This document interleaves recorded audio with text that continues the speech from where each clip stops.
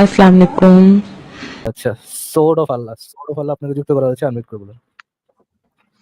হ্যাঁ, হ্যালো ভাইয়া নতুন ভালো আছেন? নতুন কাম চুরি করতেছেন। আপনি ভাই দিনী ভাই না হইলে মেজাজ টেজাজ খারাপ হয়ে যাবে। বলেন আপনি কি দিনী ভাই নাকি? মনে তো হচ্ছে না আপনার হ্যালো শুনে। সালামও দেন নাই। না মানে হ্যালো? না আমি তো আপনাকে গ্রিটিংস করলাম যে হ্যালো ভালো আছেন? আচ্ছা, আচ্ছা, আচ্ছা। বলেন ভাই। আচ্ছা। তো ভাইয়া এই যে আপনি যে একটু আগে বললেন যে বাংলাদেশের আসলেই কোনো ভবিষ্যৎ নাই। এটা তো খুবই ডিপ্রেসিং একটা কথা। ভাই রিয়ালিটি। এটা ডিপ্রেসিং হোক বা হাসির খুশির কথা হোক, এতে কি করবেন? ধরেন আপনি পরীক্ষায় যায় লিখে রাখছেন যে ডাব্বা লিখে রাখছেন। পরে এটা এসে আপনার বন্ধুরা কইছেন যে আপনি পরীক্ষার খাতায় এটা লিখছেন। হ্যাঁ। আপনার বন্ধু বলল যে পাবেন ডাব্বা। তো এটা কি ডিপ্রেসিং কথা না? অফ কোর্স ডিপ্রেসিং কথা। বাট এটা তো রিয়ালিটি তো এটা। আচ্ছা, ডিপ্রেসিং এটা হোক আর ফারাজ ভাই, এটা তো ডিপ্রেসিং উনার জন্য। কিন্তু কিবরিয়ার জন্য তো ডিপ্রেসিং না। কিবরিয়া তো খুব খুশি যে বাংলাদেশ। জবে। হ্যাঁ, সেটাই। কিবরিয়া হচ্ছে সে এখন স্বপ্ন দেখবে রাতে। সে বাচ্চা মেয়েদের সাথে সেক্স করতে পারবে। তো সে জবাই করতে পারবে। তাগুতের বিরুদ্ধে সে ফাইট করতেছে, জান্নাতে যাবে। এবং বাংলাদেশ আফগানিস্তান হবে ভবিষ্যতে। এটা তো বাংলাদেশে মোটামুটি ৭০-৬০% মানুষ এখন খুশি হবে যে বাংলাদেশ ডিপ্রেসিং না। না তো ভাই এটা আসলেই কি আপনারা এটা মনে করেন? আপনারা কি এটাই আসলে প্রেডিকশন এটাই কি আপনাদের প্রেডিকশন? মানে ভাই আমি আমি এই জাতির নিয়ে কোনো দেখি না, স্বপ্ন দেখি না আসলে। না এটা অবশ্য ঠিক বলছেন। আর প্লাস এখন যে এরকম পলিটিক্যাল সিচুয়েশন এখন আরো বেশি এক্সট্রিমিস্ট হয়ে যাচ্ছে নতুন ছেলেপেলেরা। আচ্ছা। তো আমাদের আচ্ছা ভাইয়া জুলাই জুলাই যোদ্ধারা তো দেখা দিচ্ছে আমাদের ছাত্ররা যে কত কোমলমতি। হ্যাঁ, এটা তো আমাদের জুলাই যোদ্ধারা খুব সুন্দর মতো তাদের। এক্স্যাক্টলি ভাইয়া। ভাইয়া এনসিপির ওই যে একজন আপু আছে এনসিপিতে শারমিন সুলতানা কি জানি না আপনারা কি চিনেন? বুঝতে পারছেন আমি কার কথা বলতেছি? ভাই নামটা মনে নাই, দাঁড়ান একটু সার্চ করে আচ্ছা দেখি। হ্যাঁ। তো সেই এনসিপির সেই মহিলা সে মেয়েদের স্বাধীনতার এগেনস্টে কথা বলে যে মেয়েরা স্বাধীনভাবে চলতে পারবে না রাস্তাঘাটে। সে নিজে একজন মেয়ে এনসিপির। সে হিজাব করে না? জি, জি। হিজাব করে চশমা পরে। হ্যাঁ। হ্যাঁ, হ্যাঁ, আমি চিনছি তাকে। হ্যাঁ, সে সবচেয়ে মেয়ে মজার বিষয় হচ্ছে আম, আচ্ছা, সামান্তা শারমিন নাকি ওনার নাম? জি, জি হয়তো হ্যাঁ, হ্যাঁ, আপনি হ্যাঁ, হয়তো ঠিক সামান্তা বলছেন। সারমিন। সামান্তা শারমিন, আচ্ছা। ওনার মনে হয় আমি একটা উনি মনে হয় ইসে গেছিল না, ওই যে ওই খালেদ মহিউদ্দিনের লাইভে ইয়েস, গিয়েছিল না? Yes, yes. হ্যাঁ, গিয়েছিল আর এত হ্যাঁ, উল্টাপাল্টা কথা বলছে। মানে হ্যাঁ। খুব তো ওনার আলোচনা শুনছি আমি। আলোচনা শুনছি। খুবই বাজে। সামান্তা শারমিনের আলোচনা আমি শুনেছি। দেখেন ভাই, আহ, এই জুলাই যোদ্ধা এরা কিন্তু হচ্ছে আপনার জুলাইয়ের সময় বলেছিল, কোটা বিরোধী যখন আন্দোলন চলতেছিল তখন তারা বলেছিল যে কোটা দেওয়াটা নারীদের জন্য অসম্মান সূচক। হুম? আহ, এটা হুম, দিলে বাংলাদেশের নারীরা অসম্মানিত হয়, তাদেরকে বোঝানো হয় যে তাদের মধ্যে ট্যালেন্ট নাই। অ্যাজ ইফ যে যত নারী পরীক্ষা দিতেছে তারা কোটা ছাড়া কোনোভাবেই ইয়ে পাবে না। মানে ধরেন আপনি একজন নারী, ধরেন আপনার বোন বা আমার বোন, সে হচ্ছে গিয়ে পরীক্ষা দিতে গেছে, সে অটোমেটিকলি নারী কোটার মধ্যে নাম ইয়ে হয়ে যাবে এবং নারী কোটার মধ্যে ইনক্লুডেড হয়ে যাবে। এবং তার যদি একবার সরকারি চাকরি হয়ে যায়, সে যদি জানতে পারে তার কোটার আন্ডারে চাকরি হয়েছে, সে চাকরিও ছাড়তে পারবে না।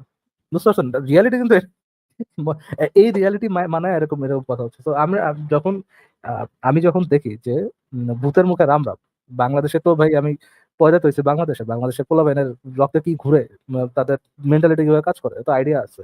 বাংলাদেশিরা যখন প্রোগ্রেসিভ কথা বলে, এটা কি তাদের মুখের কথা নাকি মনের কথা, এটা তো বোঝা যায়। তো যখন এই ধরনের কথা শুনছি আমি তখনই বুঝছি যে এগুলা আটার বুলশিট ছাড়া কোনো কিছু না, ফার্স্ট অফ অল। এবং এটার তো ইয়েটা দেখতেছি, ওনার ওনার ওই মহিলার সাথে, ওই মহিলার তো আমি ৩-৪টা ভিডিও দেখছি আমি এর আগেও। বিভিন্ন আই ডোন্ট রিমেম্বার, বাট অনেকগুলো ভিডিও দেখছি আমার। আটার ক্র্যাপ এই মেয়ে পুরোপুরি একটা ক্র্যাপ। আর সে যদি এই ধরনের কথা বলেন, আমি জানি না আপনি যেটা বলছেন সেটা ট্রু কিনা, যে এটা যদি আসলে এরকম বলে থাকে আমি অবাক হবো না। এরকমটা হয় স্বাভাবিক। হ্যাঁ ভাইয়া। আর আরেকটাও জিনিস আপনার আমার কাছে আপনার খারাপ লাগে যে ছোট ফাল্লা, আপনার কি মনে আছে যে এই যে ইসের সিগারেট খাওয়ানোর একটা কাণ্ড হয়েছিল, মনে আছে যে জি, জি, জি, জি। সিগারেট ওখানে খাওয়ানো? এই সামান্থা কি জানি কি মানে মেয়েদের বিরুদ্ধে কথা বলেছিল। আচ্ছা, ওটা মনে নাই আমার মেয়েদের বিরুদ্ধে বলছিল কিনা, কিন্তু একটা মেয়ে ছিল যে সিগারেট খায় প্রতিবাদ করছিল আর কি। হ্যাঁ, হ্যাঁ। মেয়েদের বিড়ি খাইতে বাধা দিল করে, এর জন্য সে বিড়ি খায় প্রতিবাদ করেছিল। এবং পরবর্তীতে সে প্রেশার গ্রুপের প্রেসারে এসে সুন্দর মতো নবী মোহাম্মদ সাল্লাল্লাহু আলাইহি সাল্লামকে নিয়ে বিশাল বড় বড় বক্তব্য দিয়া দেখা যাচ্ছে এক গাদা সসেস ফেস্টের মাঝে সে একা দ্বারা ছবি টবি তুলতেছে। তারাও যখন ঠ্যাঙানি দিছে তখন বুঝে গেছে যে সে কোন দেশে আছে, একেবারে খুব ভালো মতো বুঝে গেছে। কি হিপোক্রিট ভাইয়া। মানে সব সুবিধাবাদী। আর ভাইয়া আমার কাছে আরেকটা সবচেয়ে জিনিস খারাপ লাগে যে এই জুলাইয়ের যোদ্ধারা না, নিজেদেরকে ছোট ফাল্লা ভাই, মুক্তিযোদ্ধা বলে। ছোট ফাল্লা, জি। একটা জিনিস আমি বলি আপনাকে। এই প্রত্যেকটা দেশে কিন্তু এ ধরনের কিছু আ মানে মব টাইপের বা গ্রুপ টাইপের থাকতে পারে। এখন আপনি প্রশাসন থেকে এদেরকে হচ্ছে খুবই স্ট্রিক্টলি কন্ট্রোল করাটাই হচ্ছে একটা রাষ্ট্রের দায়িত্ব আর কি, যাতে হচ্ছে রাষ্ট্রের অধিকাংশ নাগরিকের অধিকার এবং নিশ্চিত হয়, সেফটি এগুলো নিশ্চিত হয় আর কি। আপনার আমার মানে সেফটি নিশ্চিত করার দায়িত্ব তো রাষ্ট্র, তাই না? কিন্তু রাষ্ট্রের একজন ডিএমপি কমিশনার মনে হয়, ঢাকা মেট্রোপলিটন পুলিশের কমিশনার গত পরশুদিন বললো যে বাংলাদেশে নাকি কোনো জঙ্গি নাই, ঠিক আছে? এবং কি ইউনুসের যে প্রেস সচিব সে বলতেছে এগুলো কোনো মব না, এগুলো হচ্ছে প্রেশার গ্রুপ। তখন তো আপনি এই যে হেফাজত থেকে শুরু করে এই যে র্যাডিক্যাল গ্রুপ যেগুলো আছে এগুলোকে তো আপনি একটা বৈধতা দিয়ে দিলেন, তাই না? রাষ্ট্রের টপ লেভেলের যারা ল এনফোর্সমেন্ট থেকে শুরু করে সরকারের প্রেস সচিব যেখানে বলতেছে যে এগুলা প্রেশার গ্রুপ, এগুলো মব না। আপনি জি একটা রিপোর্ট দেখেন, একটা হিউম্যান রাইটের রিপোর্ট হচ্ছে বাংলাদেশ হচ্ছে এখন মব জাস্টিসে একদম টপ, মানে 143 জন মারা গেছে হচ্ছে গত মাসের রিপোর্ট। এটা হচ্ছে পৃথিবীতে ওয়ান অফ দ্য টপ, মানে মব জাস্টিস তো না, মব ভায়োলেন্স আর কি। জি তো আপনি মানে কিভাবে হোপফুল হবেন যখন রাষ্ট্রের এবং এই রাষ্ট্রটা হেড অফ দ্য গভর্নমেন্ট হচ্ছে একটা Nobel laureate in peace prize. G UNICEF থেকে তো বাংলাদেশের আর কোনো ভালো একটা গ্লোবাল প্রোফাইল এবং নেটওয়ার্ক এবং এত হাই ক্যালিবারের একটা মানুষ বাংলাদেশে কখনো লিডারশিপে আর ভবিষ্যতে 50 বছর আসবে কিনা আই ডোন্ট নো। বাট এরকম একটা মানুষ থাকার পরে যদি দেশের এরকম মব ক্রাইসিস হয়, তাহলে আপনি কিভাবে হোপফুল হবেন? মানে আপনাকে তো একটা সিম্পল একটা হোপ থাকতে হবে আপনার। তারপর হচ্ছে একের পর এক হচ্ছে মুরাদনগর, তারপর ভোলাতে একটা ঘটনা হইলো, তারপরে আরো দুই জায়গায় মানে এরকম ফ্যামিলির সামনে আটকে রেখে ধর্ষণ হয়েছে। এমনকি মুরাদনগরের যে ঘটনাটা, ওই মেয়েটা হচ্ছে যখন মামলা করতে চাইছে তাকে হচ্ছে জি। নানা ভয়ভীতি দেখাইবেন কি তার স্বামী বিদেশ থেকে ফোন করে বলছে মামলা করার দরকার নেই। এই দেখেন ভাই, এই যে বিড়ি খায় প্রতিবাদ জানাচ্ছে আমাদের প্রতিবাদী আপু, হ্যাঁ, বিড়ি জি খায় প্রতিবাদ তো জানাচ্ছে, হ্যাঁ, 1 2 3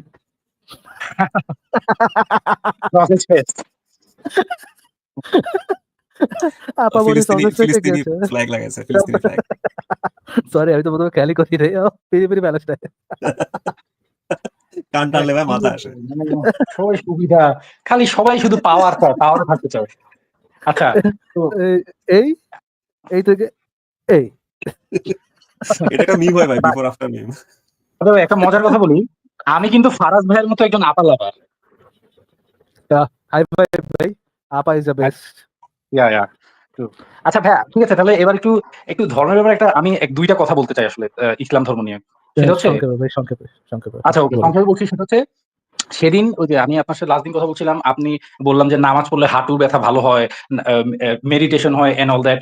তখন আপনি বললেন যে হ্যাঁ সেটা, এটা ইয়োগা করলেও হয়, এটা তো অনেক ভাবেও করা যায়। হ্যাঁ, সেটা অনেক ভাবে করা যায়, কিন্তু সেই সবে তার মানে নামাজকে তো আমরা একটা ভালো প্র্যাকটিস বলতে পারি, হ্যাঁ নাকি না? এটা কি আপনি এগ্রি করেন? আপনি নামাজকে যদি এই হাঁটুর ব্যথা, এই সে ব্যথা ওইটা থেকে অ্যাসাইড রেখে ধরেন আপনি দেখেন, আপনি ধরেন এটাকে আপনার লাইফকে একটা রুটিনে আনতে চান, যার লাইফটা রুটিনের মধ্যে নাই, সে যদি তার লাইফটাকে রুটিনে আনার জন্য নামাজ পড়ে, যে আমি এই জি সময় নামাজ পড়বো, নামাজের উপর নামাজটারে অ্যাঙ্কার পয়েন্ট ধরে আমি হচ্ছে গিয়া এই নামাজের শেষে এই করবো, এই নামাজের শেষে এই করবো, সেই নামাজের শেষে এই করবো, এরকম যদি কেউ জাস্ট অ্যাঙ্কার পয়েন্ট রেখে এই কাজটা করে, আপনি এরকম ওই ব্যায়াম ট্যাম ইয়ে করে অ্যাসেট রেখে যদি এইভাবেও সে লাইফটাকে সে সাজাতে চায়, হ্যাঁ, এটারও একটা ভালো ইম্প্যাক্ট থাকে। দেখেন, ইভেন ধরেন আপনি অনেক খারাপ জিনিস আছে, যে খারাপ জিনিসগুলো শরীরের জন্য খারাপ। ধরেন আপনি মদ খাইলেন, মদ একটা তো এক্সেসিভ অ্যামাউন্টের পরে শরীরের জন্য খারাপ। বাট জি আপনি যদি অল্প খান, আপনার শরীরের জন্য কিছু হলে বেনিফিট আছে সেখানে। বাট জি এই ওরকম ভাবে আপনি অনেক জিনিসের মধ্যে অনেক পজিটিভ জিনিস দেখতে পারবেন, পজিটিভ জিনিস আপনি নিতে পারবেন। তো আপনি যদি ওইখানে ওই ওই পয়েন্ট অফ ভিউ থেকে পজিটিভ বলতে চান, আমার সমস্যা নেই, পজিটিভ বলতে পারেন। হ্যাঁ ভাইয়া, ওই পয়েন্ট অফ ভিউ থেকে আমি বলছি। আর ভাইয়া ওই যে যেহেতু এই টপিকে আছি, সেরকম আরেকটা কথা বলি, সেটা হচ্ছে যে জাকাতের যে ব্যাপারটা আপনি তো বলেছেন, বা আসিফ ভাই আমাকে বলছে যে জাকাত হচ্ছে একটা সাম্প্রদায়িক, এটা সবাইকে দেওয়া যাবে না। কিন্তু সবাইকে না দেওয়া, যদি একজন মানুষকেও দেওয়া যায়, একটা গরিব মুসলিমকেও যদি টাকা দেওয়া যায়, তো ওটা তাও তো দেখেন, সেটা তো একটা ভালো জিনিস, তাই না? হয়তোবা আমরা যেটা বলতে চাইছি সেটা হয়তোবা ঠিক মতো পড়তে হয়নি। জাকাতের কি ভালো দিক আছে? অবশ্যই ভালো দিক আছে, বাট জাকাত থেকে কি বেটার সিস্টেম আছে? মানে আল্লাহর বিধান থেকে কি হ্যাঁ, বেটার সিস্টেম আছে আমাদের কাছে? ইয়েস। অবশ্যই অবশ্যই। আল্লাহ থেকে বেটার সিস্টেম আছে, ইয়েস। আচ্ছা আচ্ছা আচ্ছা, এবং ওকে ওকে, যে হ্যাঁ, তো বেটার এটাই জাস্ট সিস্টেমটার মানে, মধ্যে যে হ্যাঁ, বেটার সিস্টেমটার মধ্যে ওইরকম সাম্প্রদায়িক এলিমেন্ট গুলো হচ্ছে বাজে এলিমেন্ট, সেই বাজে হুম, এলিমেন্ট গুলো ওই বিধানগুলোর মধ্যে নাই। আচ্ছা, ওই বিধানগুলোর মধ্যে, হ্যাঁ হ্যাঁ, ঠিক আছে, বুঝলাম। তো মানে ফর এক্সাম্পল কিছুটা, আমি যদি আপনার একটা উদাহরণ দিয়ে বুঝাই, যে ধরেন আম, আপনি হচ্ছে একজন ব্যক্তি যে হচ্ছে দুপুরে আপনি লাঞ্চ না করে আপনি চান যে আপনি 5 জন মানুষকে খাওয়াবেন। হুম, হ্যাঁ আপনি দুপুরের লাঞ্চের টাকা বাঁচাবেন, বাঁচায় 5 জন মানুষকে খাওয়াবেন, এটা কি একটা ভালো কাজ? হ্যাঁ, এটা অবশ্যই ভালো কাজ। এটা অবশ্যই ভালো কাজ। বাট আপনি ইয়ে করলেন যে আপনি শুধুমাত্র হচ্ছে গিয়ে হিন্দুদের খাওয়াবেন বা শুধুমাত্র মুসলমানদের খাওয়াবেন। এটা কি একটা খারাপ? ধরেন আপনার কাছে ৫ জন ব্যক্তি আসলো, ৫ জন ব্যক্তি হুম, ৫ জন ব্যক্তি ১০ জন ব্যক্তি আসলো, ১০ জন ব্যক্তির মধ্যে হুম, ৫ জন হুম, হিন্দু, ৫ জন মুসলমান। আপনি হচ্ছে হুম। ওইখান থেকে শুধু শুধু মুসলমানদের বেছে, বেছে খাওয়াইলেন। এটা কি একটা হ্যাঁ। ভালো কাজ? হ্যাঁ ভাইয়া, এইখানেই আমার পয়েন্টটা। যে হ্যাঁ ভাইয়া, এইটা যে আমি যে বৈষম্য করতেছি এটা খারাপ কাজ। কিন্তু আমি বৈষম্য করার পরেও যে ৫ জন গরিবকে খাওয়াচ্ছি সেটা তো ভালো, তাই না? হ্যাঁ, সেটা ভালো। বাট আপনার কাজের মধ্যে একটা খারাপ এলিমেন্ট আছে। ওইটা হ্যাঁ, মানে পয়েন্টটা হচ্ছে এখানে। আচ্ছা, আচ্ছা, আচ্ছা, আচ্ছা। ওই খারাপ তার মানে পয়েন্ট ওই হচ্ছে খারাপ জি। এলিমেন্টটাকে খারাপ এলিমেন্টটা মানে এক সেন্সে এত বেশি খারাপ যে ওই বা আপনি যে বাইরে বাইরে ৫ জন মুসলমানদের খাওয়াইতেছেন ওইটারে অনেকের দৃষ্টিকোণ থেকে, একজন প্রোগ্রেসিভ মানুষের দৃষ্টিকোণ থেকে ওটা ভালো কাজ মনে হবে না তার কাছে। ওইটা ওভারশ্যাডো হয়ে যাবে। হ্যাঁ। ওভারশ্যাডো হয়ে যাবে। আচ্ছা, আমি একটা লজিক দিব তো ভাইয়া ফারাজ ভাই। হ্যাঁ, শিওর, শিওর। আমি এটাকে ভালো কাজ মনে করি না। কারণ আপনি যদি ভালো কাজের context in the long run দেখেন, এই জিনিসটা হচ্ছে ওই ফারাজ ভাই যেটা বলল বৈষম্য ক্রিয়েট করে। মানে গ্রুপে রেষারেষি তৈরি করবে। ধরেন আমি বললাম যে কেউ ক্ষুধার্ত, আমি তাকে চিনি খাইতে দিলাম। ঠিক আছে? তো হুম, আপনি বলতে পারেন চিনি খাইতে দিচ্ছেন, এটা তো ভালো কাজ। কিন্তু চিনি খাইতে দেওয়া in the long term itself you are feeding that person a poison, right? আপনি যে তাকে এই জাকাতের মাধ্যমে একটা সাম্প্রদায়িক একটা দান দিচ্ছেন, প্রথমে জি, চ্যারিটি ইউনিভার্সাল হওয়া উচিত। মানে আপনি যে ক্ষুধার্ত, সে তো ক্ষুধার্ত, তার সে এখন কি আল্লাহ ডাকে নাকি ভগবান ডাকে নাকি কালী ডাকে, এটা তো আসলে ধর্তব্য না। সে ক্ষুধার্ত, আপনি তাকে খাওয়া দিবেন। কিন্তু আপনি যদি তাকে তুমি মুসলমান কিনা, তুমি আল্লাহ ডাকো কিনা, ওইটা হিসেবে দেন, তখন তার মধ্যে যে একটা বায়াস তৈরি হবে, গ্রুপ বায়াস, এবং এই বায়াসটা আলটিমেটলি অন্যান্য যে ক্ষুধার্ত ব্যক্তি আছে তাদের উপরে সে এক্সার্ট করবে। এই তোরা তোরা পাবি না, আমরা পাবো। তখন ওইটা আলটিমেটলি সোসাইটির মধ্যে ইন এ লার্জার কনটেক্সট যে কোহিশনটা থাকার কথা ছিল, যেটা আপনি ক্রিয়েট করতে পারতেন সবাইকে জি, সমানভাবে জি। ডিস্ট্রিবিউট করে, তখন আপনি ওই কোহিশনটাকে ডিস্ট্রয় করে দিচ্ছেন ইন দ্য লং রান। তো আপনি এটাকে আচ্ছা, আলটিমেটলি ভালো বলতে পারেন না। আপনার কাছে আপাত দৃষ্টিতে ছোট পরিসরে মনে হচ্ছে না আমি তো মুসলমানদেরকে দিয়ে বা হিন্দুদেরকে দিয়ে ভালো কাজ করতেছি, but in a larger context of the society আপনি সমাজে বৈষম্য সৃষ্টি করতেছেন, সমাজে গ্রুপ ডাইনামিক সৃষ্টি করতেছেন, দলাদলি কেলাকেলি সৃষ্টি করতেছেন, এবং ঘৃণাটাকেও চাষাবাদ করতেছেন, ঘৃণাটাকেও চাষাবাদ করতেছেন। এক্স্যাক্টলি। হুইচ ইজ ইভেনচুয়ালি রং। এটা আরো বেশি খারাপ ইমপ্যাক্ট করতেছে। আচ্ছা, আচ্ছা ভাইয়া, যে বুঝতে আপনি পেরেছি। যেটা আচ্ছা, বললেন ওভারশ্যাডো হচ্ছে আরকি। আচ্ছা, হ্যাঁ, হ্যাঁ, মানে খারাপটা বেশি হয়ে যাচ্ছে ভালোর চেয়ে। হুম। খারাপটা বেশি হয়ে যাচ্ছে। হ্যাঁ। আচ্ছা ভাইয়া, আরেকটা কোয়েশ্চেন করি ভাইয়া। আ আ হ্যাঁ রে ভাই। সো হ্যাঁ, খুব সংক্ষেপে বলেন। আচ্ছা। ভাইয়া শুনেন, এই যে আম রোজার জিনিসটা যেটা ১ মাস রোজাটা আমি আমি অত একটা, হয়তো আমি নিজেও সাপোর্ট করি না ১ মাস রোজা রাখা। কিন্তু একটা লিমিটেড টাইমের জন্য ফাস্টিং করা তো স্বাস্থ্যের জন্য ভালো, রাইট? ভালো, হ্যাঁ। তার মানে আপনার কি এটা বলতে চাচ্ছেন যে রোজা একটা ভালো প্র্যাকটিস? না, রোজা ফাস্টিং এর সাথে আপনি রোজা মিলাইলে তো জিনিসটা ইয়ে হয় না। ফাস্টিং বলতে আমি বুঝবো যে আপনি না খায় আছেন, বাট এমনটা না যে না খায় থাকার পরে আপনি এক গাদা ভাজা-পোড়া খাচ্ছেন। পেট পেট ফুলায় খাইতেছেন ৩ বেলা। ৩ বেলা পেট ফুলায় খায়া আপনি সারাদিন ঘুমাইতেছেন আর না খায় আছেন। এইটা ভালো প্র্যাকটিস তো আমি আসলে বলব না। আপনি যদি জেনুইন ফাস্টিং করেন, যেমন হচ্ছে আপনি যদি সকাল থেকে সন্ধ্যা পর্যন্ত না খায় থাকেন, আ আপনি যদি মনে করেন যেটা সায়েন্টিফিক ওয়ে, ধরেন আপনি পানি খাইলেন, জুস-টুস খাইলেন এবং আপনার মেদ কমানোর জন্য বিজ্ঞানীরা যেভাবে বলল, আপনার ডায়েটিশিয়ান যেভাবে বলল সেভাবে ফলো করেন এবং এটা যদি আপনার হেলথ বেনিফিট করে, হ্যাঁ, সেটা ভালো জিনিস হবে। বাট আপনি যদি আ যেভাবে মানুষ ইউজুয়ালি ফাস্টিং করে ওইভাবে করেন, আমি এটা এত ভালো প্র্যাকটিস আসলে বলব না।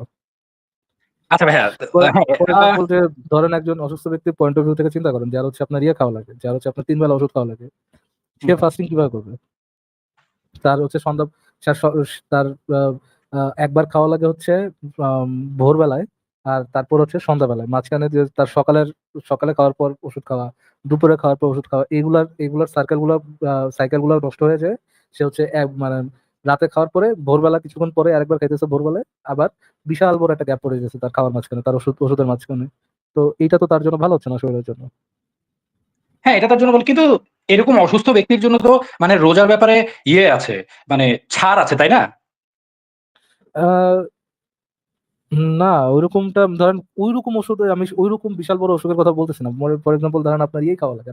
আপনার মনে করেন অ্যান্টিবায়োটিক খাওয়া লাগে। আপনার হুম, ধরেন আম ছোটখাটো একটা ইয়ে হইছে, অপারেশন হইছে, মাইনর অপারেশন এবং আপনার অ্যান্টিবায়োটিক খাওয়া লাগতেছে ওইখানকার ঘাটা শুকানোর জন্য। তো তখন তো আপনার ওই ইয়েটা ফলো করা লাগবে। ওই আপনার অ্যান্টিবায়োটিকের সাইকেলটা ফলো করা লাগবে। আপনি যদি এটা না করেন, আপনার রোজার জন্য যদি এটা মিস হয় তাহলে তো তেমন কোনো ভালো ইমপ্যাক্ট পড়তেছে না। আমার তো পড়তেছে না। হ্যাঁ ভাইয়া, এটা ঠিক বলছেন। আরেকটা ভাইয়া, আরেকটা এই ব্যাপারে একটা কথা হচ্ছে, মানে আমি আমার এক্সপেরিয়েন্স থেকে যেটা দেখছি, ইনফেক্ট আমার ফ্যামিলিতে বা আমার বাসায় যেটা হয়, আইরনিক্যালি রোজার সময় সবচেয়ে বেশি খাওয়ার অপচয় হয়, আমি যেটা নোটিস করছি। ইফতারের সময় মানুষ এক গাদা খাবার নিয়ে বসে, তার মধ্যে 50% খায় আর 50% ওয়েস্ট করে ফেলে। এটা আমি রোজার মাসটা সবচেয়ে বেশি দেখছি। আচ্ছা, আম, ঠিক আছে ভাই। আচ্ছা ভাই, জি। ভাইয়া শুনেন, আমি অনেক টাইম নিয়ে নিয়েছি, সরি। লাস্ট একটা টপিক আমি একটু বলি, আপনি অন্য আমাকে ডিসকানেক্ট অন্য করে দিয়ে বিষয়, এক্সপ্লেইন করতে পারেন। হ্যাঁ প্লিজ, অন্য একটা লাস্ট। বিষয়। আচ্ছা আচ্ছা, ঠিক আছে ঠিক আছে, শিওর। ওকে ভাইয়া। তো আমার কথা হচ্ছে যে, এই যে ইতিহাসে আপনি বলেছেন যে আপনি কনকরারদের পছন্দ করেন না, যারা কনকোয়েস্ট করে তাদেরকে আপনি পছন্দ করেন না। এখন দেখা যায় যে ইতিহাসে আলেকজান্ডার দ্য গ্রেট, গেঙ্গিস খান, তারপরে যে প্রফেট মুহাম্মদ, এদেরকেই তো মানে মানে বেশি সম্মান করা হয়, বা সবাই এদেরকে নিয়ে স্টাডি করে, বা এরাই তো হিস্টোরিক্যাল বিগেস্ট ফিগার্স, তাই না? হিটলারও। ও আচ্ছা আচ্ছা, ওকে ওকে ভাইয়া, ক্লিয়ার হয়ে গেছে। Good point. Okay, thank you যুক্ত হওয়ার জন্য ভাই। দেন দেখে নিচ্ছি অবশ্যই।